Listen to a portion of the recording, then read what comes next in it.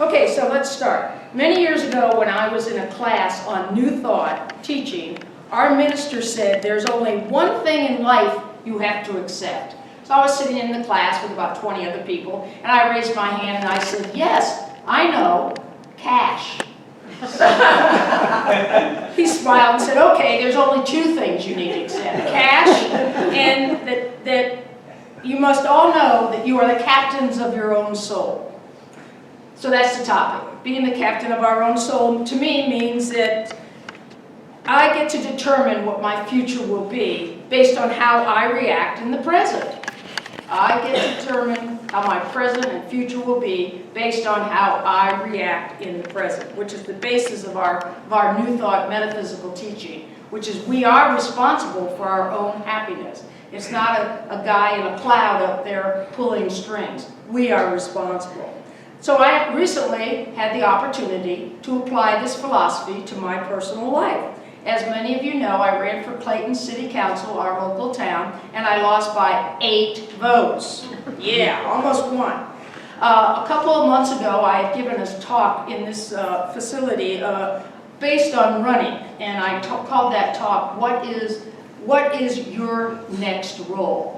And that talk was based on a quote from my favorite religious science, or science of mind minister, who has passed away, and it's been quite a while, but his name is Raymond Charles Barker, and I read a lot of his books. And his quote was that the universe, God's Spirit, is always working on the next project, and we have to do the same in our lives. What is your next role, was what that talk was about. In that talk, I spoke of the importance of letting go of the fear of adversity, the fear of mean things people might say about me when I ran, the possibility of not winning. And I used this spirituality to prepare me to get through the experience and to prepare me for the results. And I made a commitment, and I put it on my mirror, Dee, let's get through this experience with joy, with grace, and with kindness. The results were quite disappointing because I must tell you, we thought I was going to win.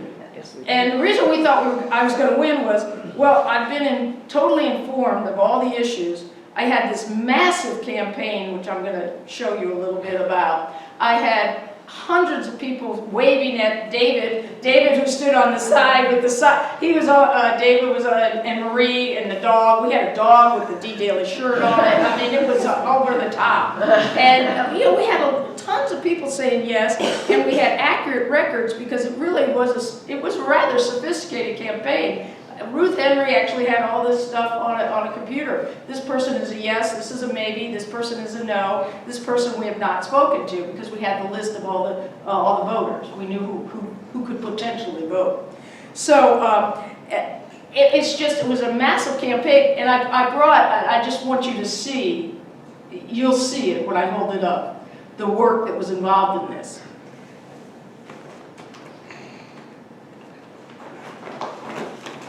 Every one of these folders is a street. We went to the map department and got a map of every street in the city. We made a folder of every street. On the outside of the folder, Rebecca pasted the map. She made copies. And when you came to meet us at 10 a.m. in the morning, Janice was driving, Marie was driving, we would give you a folder. And inside the folder were the names of all the people who lived on that street. And you would have knocked on their door and asked them if they would vote for me. And what an experience this was. And at the end of my talk, I'm going to ask a few of you if you want to share. It was unbelievably exciting. You felt connected to the community. And I learned so much, and I'm going to talk about that in this talk. There's more. But the funniest thing, there's more folders. I mean, it's like 80 of these folders, and then we would come home at the end of the day, and then we would take that data and put it in a computer and give it to Ruth, and she would keep numbers and say, you're going to win because you're going to get it. This bag is a riot. It's the Jesus bag. Do you see it? It's the Jesus bag. My campaign manager said, this will get us all the votes we need. Go to the house with the Jesus bag. So we are carrying this bag. and knocking on doors. And I personally knocked on a ton of the doors and spoke to people. So, and we'd say, get the Jesus bag, Dee. So let's get to the election night into the riot. I know Miranda couldn't be here today, my campaign manager, but she kept us laughing through the entire episode. What a ball of fire! So we had the election night, and we like to always get together and have a dance party. No matter what we're doing, we have a dance party. When I pass on and have a transition, you'll have a dance party. My favorite song will be Last Dance, so that's what I want. I want a disco party. So we have a disco party for the election night, and it's very tense. We get the results in 3 stages. And Miranda was down at the polling, and we were all up there eating chili that Beck and the gang made and drinking some adult beverages. And we were getting the results. First were the people who voted that day, and I was behind by 6 votes. The next set of votes came in about 15 minutes later, and that was the absentee ballot. And we were neck and neck, tied and tied. So here we are, right through the evening, thinking, "Oh, this is neck and neck." So then my Miranda comes back to the facility, and she pulls me outside, and I'm thinking, you know, if I would have won, she would have texted. So we went out onto the porch, and she said, "Yeah, we lost by 8." So I was like, "Oh gosh, no, I can't believe it." So I was surprised and disappointed. I went into the facility, and my wife Rebecca came up to me, and I was smiling, and she said, "Oh, we won." I said, "No, we lost." And in that moment, we became captains of our souls, because she looked at me and she said, "Oh, good. It'll be good for our relationship."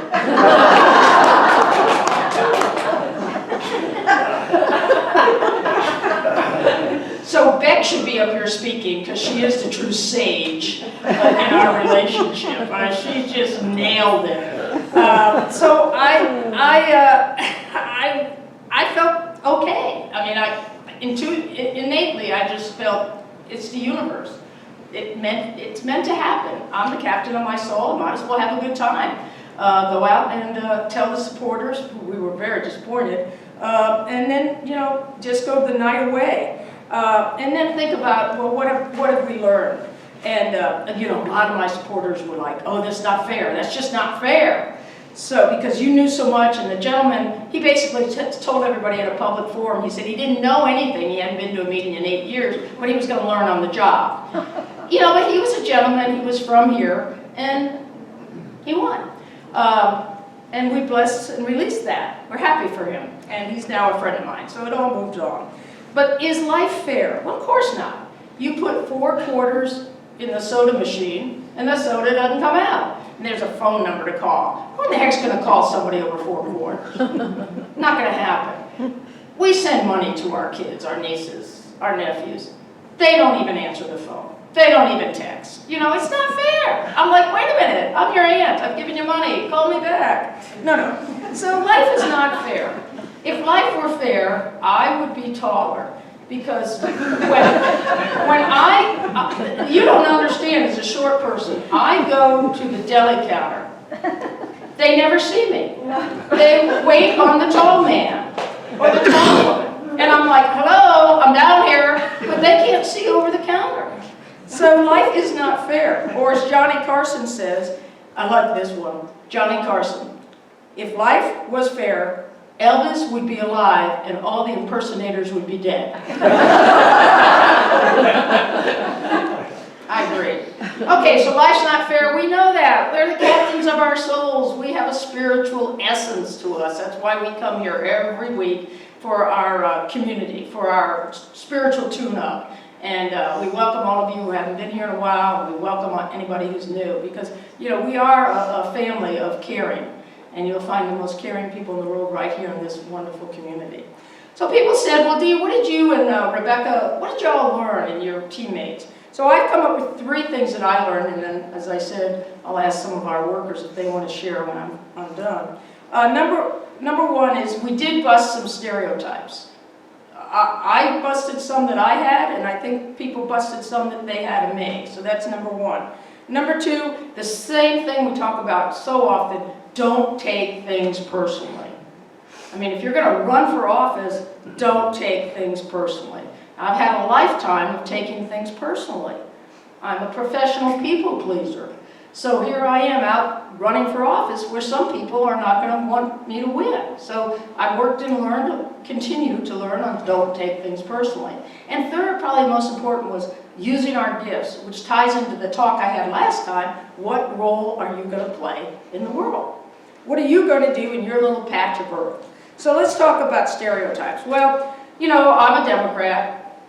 Everybody knows I'm a Democrat because I ran the Democrats here in the county. So most of the people in this county are not Democrats. The stereotype was busted. Lots of people that were not of the Democratic Party supported me, took ads, endorsed me, paid money, marched with me.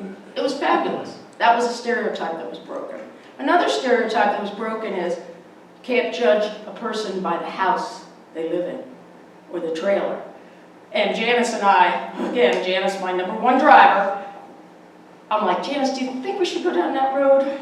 I mean, it's gravel, it's dirt. There's a huge dog in the front yard.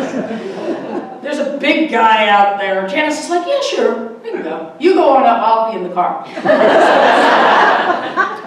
So there's a trailer, and it's in the back, and I mean, it didn't look like I'd never been on that road, and you probably hadn't either. So I'm like, well, okay, it's early in the campaign. I'm going to knock on this man's door. And we go up Janice did go with me. We knock on the door.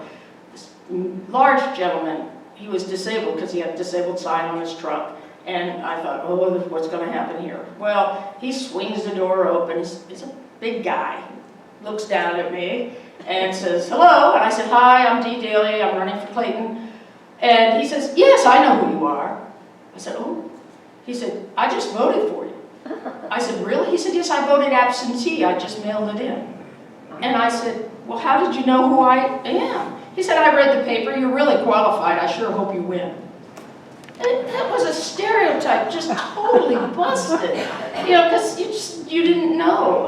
And I admit that I have stereotypes. We all know what a stereotype is, that you judge people by their group. You say, well, this is a group, and this is how they're going to behave and act. Not true at all. We know that, but having this experience really helped me see it some more. We went to another home, and they had a sign that said, it had a gun sign with a gun, and it said, we don't call 911, we shoot first. Okay, let's go. So we go, knock on that door. Truth story, they visit with me, they like me, they said, yeah, you can put your sign in my yard. You can put your Dee Daley sign. You sound like you'd really be good for us. So that's one thing I learned. The other thing I learned is, again, not taking things personally. A story I remember, and I've told before, and I'll say it again. It's a story about Buddha. Buddha was out walking one day at his village, and a very angry person came up and started screaming at the Buddha and said, you know, you don't know what you're talking about. You shouldn't be out there doing this. And the Buddha was not upset by the insults. And the Buddha said, tell me, if you buy a gift for someone and that person does not take the gift, what do you do with the gift? And the man who was insulting Buddha said, I don't know. I guess it would belong to me because I bought the gift. And the Buddha smiled and said, that is correct. And that is exactly the same with your anger. If you become angry with me and I do not get insulted, then the anger falls back on you. You are then the only one who becomes unhappy, not me. All you have done is hurt yourself. And I remembered that story when a few people, very few people were rude to me. A couple of people were rude on social media, but very few people were rude in person. I think the rudest I got was knocking on some people's door and they're like, I don't need to talk to you. That wasn't that rude. It was just, no, don't come down. I'm like, okay, I guess I'm not going to get their vote. And last, and perhaps the most important thing I learned is using our individual gifts. I actually learned I had to, well, I always knew I had a gift for talking. No surprise. But I learned I really had a gift for campaigning, that I enjoyed meeting people, and I would have enjoyed, if I had won, I would have enjoyed that experience. We've all been given gifts. Perhaps you are a great musician. Thank you for your gifts. An artist, a gardener, a healer, a caregiver, a great parent, a great grandparent. This time of year, maybe you're great with numbers as the taxes are necessary. It's our responsibility to use our talents and our gifts in the light of day. Ben Franklin said, "What good is a sundial in the shade?" What good is a sundial in the shade? Take our gifts into the world. I have a story about using our gifts. It's the story of 3 families and how they reacted to receiving a gift. Each family received a large cardboard box on their front porch, delivered by UPS. Each box contained a large assortment of valuable china, crystal glasses, and fine silverware. Family 1 opened the box and said, "Oh, these are beautiful. Look at this. It's too valuable for us to use. Let's just put it in the garage and let's continue using our everyday china, glasses, and silverware." Family 2 received the same box, and they looked at it and they said, "Oh, let's have a family meal." So they pulled it out. They had a family meal, and after the meal they said, "This is so precious, let's just wash it and wrap each piece in bubble wrap and put it in the attic and hold on to it for another occasion." Family 3 opened up the box full of fine china, crystal, and silverware, and they were so grateful. They said, "Let's have dinner tonight." They set the table beautifully and they enjoyed a family meal. When dinner was over, they cleared the table and they got their warm soapy water out and they cleaned each of the items and they dried them and they put them in their cupboard. And they said, "This is so fabulous, let's invite our friends over." And for years to follow, thousands of meals, the family used that fine china, that fine crystal, and the silverware. And it got nicked and it got banged up, but it didn't matter to them because they had all those memories and all that greatness and all that wonderful time with friends and family.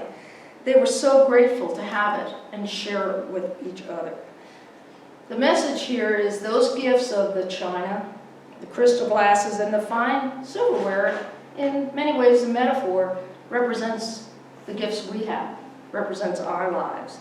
The first family was grateful, but they didn't want to use it. The second family was grateful, they put it up. The third family made it a part of their everyday life, and they used it and they shared it. Are we setting our table, each of us, and using our gifts? Irma Bombach said, "When I stand before God at the end of the day, the end of my life, I would hope that I would not have a single bit of talent left, and I could say I used everything you gave me." And as I stand here today, and I contemplate 2020, my next role, I remember that I am the captain of my soul, that I will steer the ship the way I wish, regardless of the external things that happen, that I will prepare myself to face the realities of the world, because in fact, I am the master of my soul. Thank you.